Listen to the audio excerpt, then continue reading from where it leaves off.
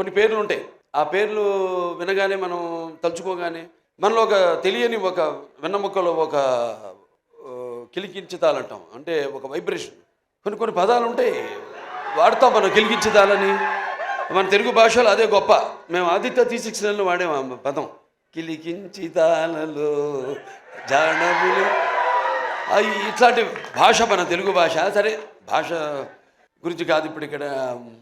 అంటే ఒక అనుభవం మనకు కలుగుతుంది. అలాంటప్పుడు మరి ఒక సత్యభామ అన్న పేరు, అంటే శ్రీకృష్ణుడు మరి ఒక పారిజాత పుష్పాన్ని హరించడానికి వెళ్ళినప్పుడు ఎప్పుడన్నా మనం ప్రయాణాలప్పుడు కూడా గుర్తుపెట్టుకుని కొంచెం నేను ఎప్పుడు ఈ మంత్రాన్ని ఉచ్చరిస్తూ ఉంటాను. ప్రయాణే గరుడారూఢం పారిజాత హారం హరిం సత్యభామ యుతే ధ్యాయేత్ సర్వకార్యార్థ సిద్ధయ్య అంటాం. దేవుని తలుచుకుంటాం, ఓకే, శ్రీకృష్ణుడు రాముడు ఇవన్నీ. కానీ ఆ పక్కన ఎవరున్నారు?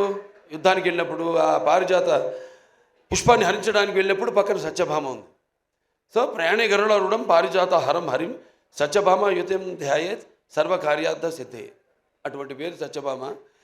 అండ్ ఉమెన్ ఎంపవర్నెస్కి పేరు కూడా సత్యభామ. ఎందుకంటే మరి శ్రీకృష్ణుడు ఉండొచ్చు అష్టభార్యలని, కానీ వాళ్ళలో ఆయన్ని తన చెప్పు చేతుల్లో అంటే ఒక సత్య విధేయుడిగా చేసుకున్న ఒకే ఒక భార్య, అది సత్యభామ.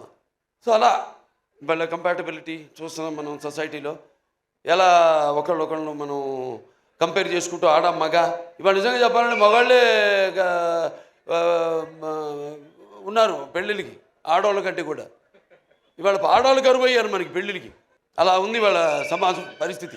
అంటే నీకు తప్పు పట్టడం కాదు, ఇది ఇప్పుడు వచ్చిన ఈ యొక్క దైనందిన కార్యకలాపాల్లో పడిపోయి ఎలాగైతే మనిషి ఈ అన్న వస్త్రాలు అనే అవసరాలతో పాటు సినిమాను కూడా ఎంచుకున్నాడో, అలాగే వాళ్ళ జీవితాలు కూడా మరి ఎలా వాళ్ళ కాళ్ళ మీద నిలబడాలి అన్నది దాంట్లో వాళ్ళు కూడా సతమతమవుతూ ఆ దీర్ఘ వ్యధలో వాళ్ళు కూడా ఇవాళ ఇండిపెండెంట్, అంటే వాళ్ళ నిర్ణయాలు వాళ్ళు తీసుకునే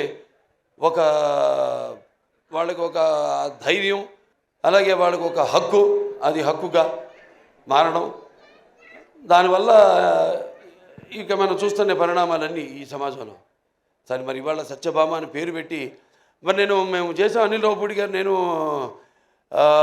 మన భగవంత్ కేసరి, నేలకొండ భగవంత్ కేసరి, దాంట్లో గుర్తొస్తుంది సీరియల్లో క్యారెక్టర్ బనావ్ బేటీకో షేర్ అంది అన్నా నేను. దాంట్లో ఈవిడేమో బనావ్ కాచికో షేర్ అని.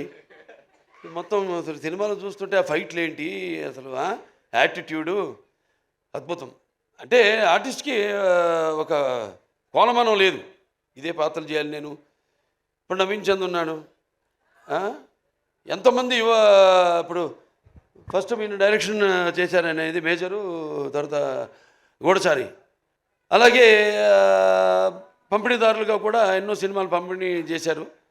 కార్తికేయ 2 చేశారు, ఇంకోటి ఏంటి ధమాకా 2, ఇవన్నీ చేశారు. వాళ్ళకి ఎంతో అనుభవం ఉంది సినిమా పరిశ్రమ గురించి. అంటే ఒక పంపిణీదారుల యొక్క ఇబ్బందులు, కష్టాలు, అలాగే ఒక నిర్మాతగా, అలాగే ఈరోజు మరి వాళ్ళ అంటే ఆయన ఒక డైరెక్టర్గా కూడా 2 సినిమాలు డైరెక్ట్ చేస్తున్నాడు కూడా. సో అలా అన్ని కలబోసి ఇవాళ ఒక సంస్థగా ఏర్పడి ఔరం ఆర్ట్స్ ఈ సత్యభామ అనే సినిమాని నిర్మించడం తప్పకుండా మరి వాళ్ళకి ఇంత అనుభవం ఉంది కాబట్టి తప్పకుండా అనుభవంతో రంగరించి మన ఉగాది పచ్చడిలాగా అన్ని నవరసాలను రంగరించి ఈ సినిమా తీసే ఉంటారు. డెఫినెట్గా పిక్చరు ఈ సినిమా మంచి ఘన విజయం సాధిస్తుంది అన్న నమ్మకం నాకు ఉంది. ఎందుకంటే టీం వర్క్ అలా ఉంది.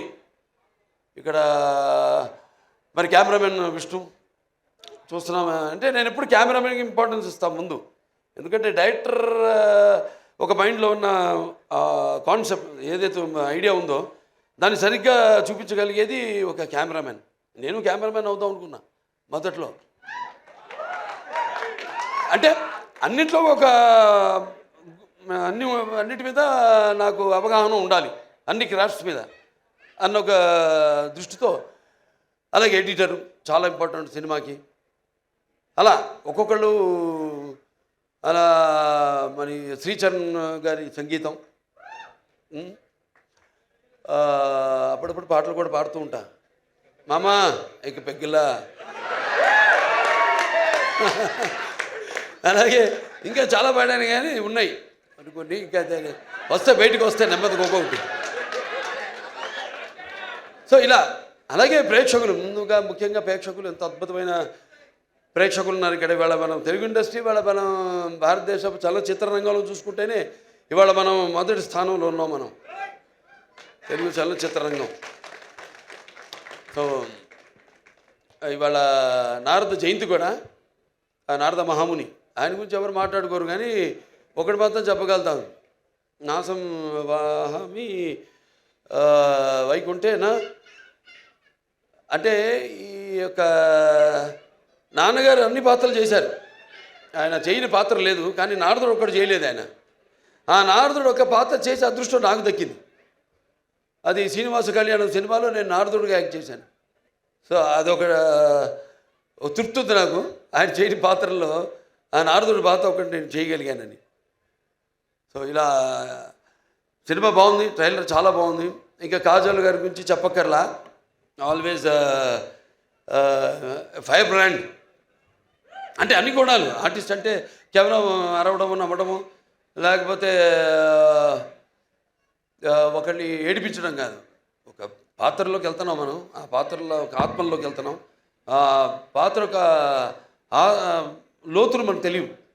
ఆ పాత్రకి వెళ్ళినప్పుడు ఆ పాత్ర వరకు, అంటే ఎన్ని పాత్రలు, స్పాన్ ఆఫ్ 16 years, 16 సంవత్సరాలు, మరి ఎన్ని రకరకాల పాత్రలు చేసి మరి ఒక పాత్ర నుంచి ఇంకో పాత్రలోకి, ఇంకో పాత్ర నుంచి ఇంకో పాత్ర పరకాయ ప్రవేశం చేస్తూ మళ్ళీ ఒక కంబ్యాక్, మధ్యలో అన్నీ ఒక స్త్రీ మూర్తిత్వం. అంటే కార్యేషు దాసి కరుణేషు మంత్రి భోజేషు మాత శైనేశ్వరంబ రూపేచు లక్ష్మి క్షమయ ధరిత్రి అన్నట్టు అన్నీ చూసుకుంటూ అన్నిటికీ సమపాళ్లలో న్యాయం చేస్తూ మళ్ళీ ఒక బిడ్డను కూడా కానీ మళ్ళీ తిరిగి ఇండస్ట్రీకి రావడం. మా సినిమాకి ఒప్పుకున్నందుకు నేలకొండ భగవత్ కేసరికి ఆవిడకి నా మనస్ఫూర్తి కృతజ్ఞతలు తెలియజేసుకుంటున్నాను. ఎందుకంటే జనరల్గా ఒక స్టాంప్ పడిపోతుంది అంటారు, అదొక నానుడి. ఒక పాత్ర చేస్తే హీరోయిన్గా చేసిన వాళ్ళు మళ్ళీ ఇంకో తల్లి పాత్రలో లేకపోతే అక్క పాత్రలో అలా చేస్తే మళ్ళీ దానికే అది పడిపోతుంది, ఆ ముద్ర పడిపోతుంది అని ఒక దాన్ని బ్రేక్ చేసిన వాళ్ళు చాలా తక్కువ మంది ఉన్నారు.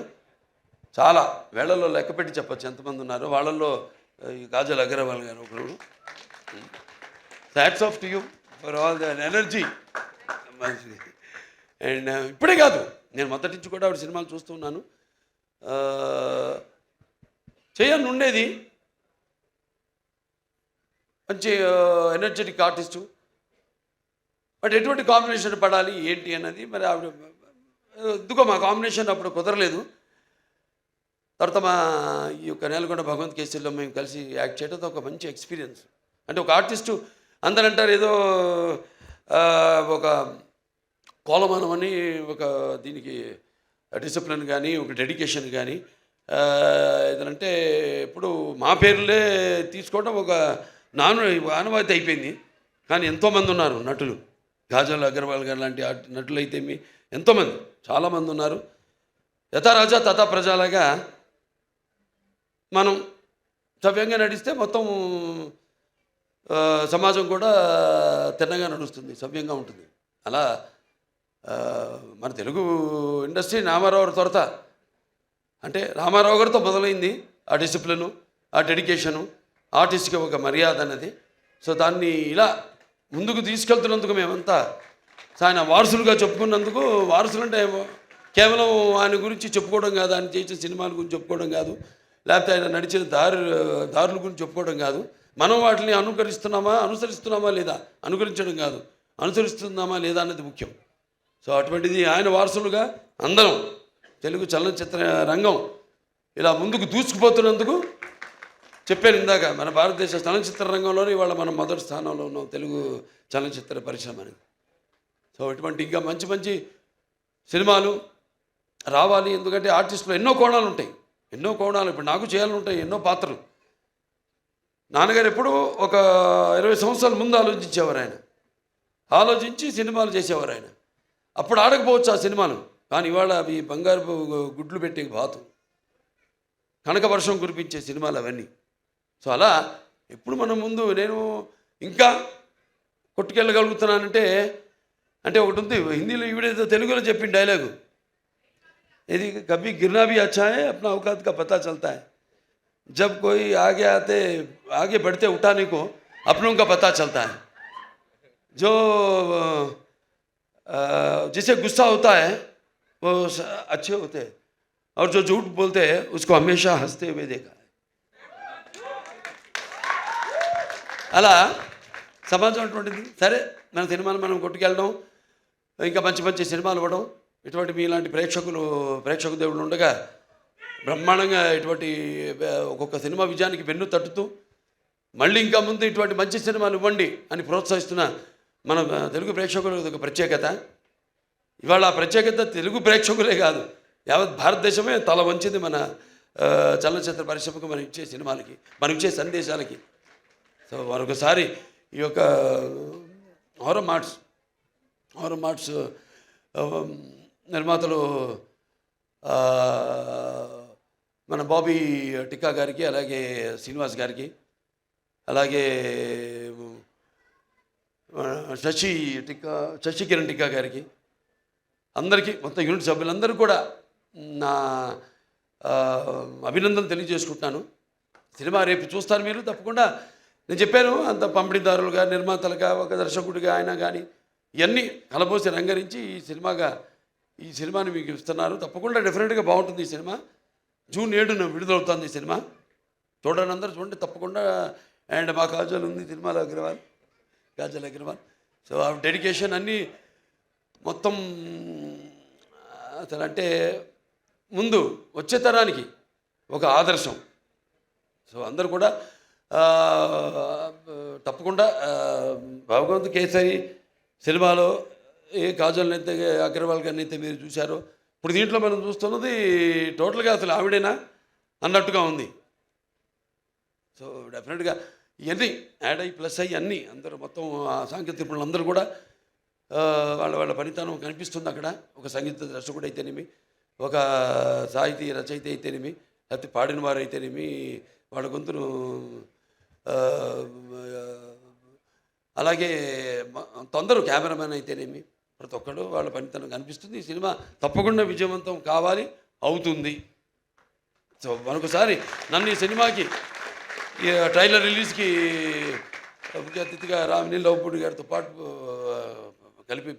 పిలిచినందుకు నా కృతజ్ఞతలు తెలియజేసుకుంటున్నాను. ముఖ్యంగా అందరికీ, నా అభిమానులకి, కాజల్ అగర్వాల్ గారి అభిమానులకి అందరికీ, పాత్రికేయులకి అందరికీ కూడా నా కృతజ్ఞతలు తెలియజేసుకుంటూ నేను సెలవు తీసుకుంటున్నాను.